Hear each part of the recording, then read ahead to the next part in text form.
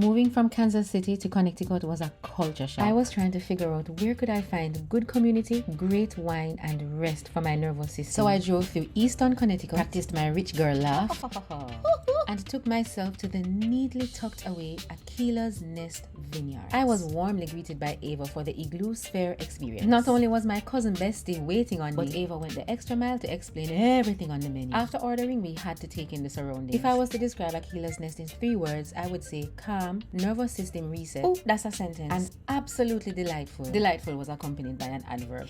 Not us walking around like we're proprietors. Whether you try the igloo experience or the fire pit, Aquila's Nest Vineyards is your perfect oasis. We got an entire bottle of Aquila's very own Gaia. Me glad me find that place here. Whether you want to chill in solitude or enjoy the sweet, serene surroundings with your friends or family. Birthdays, dinners, girls' night out, men's night out. If you happen to be in Connecticut, come to Aquila's Nest Vineyards. Ray!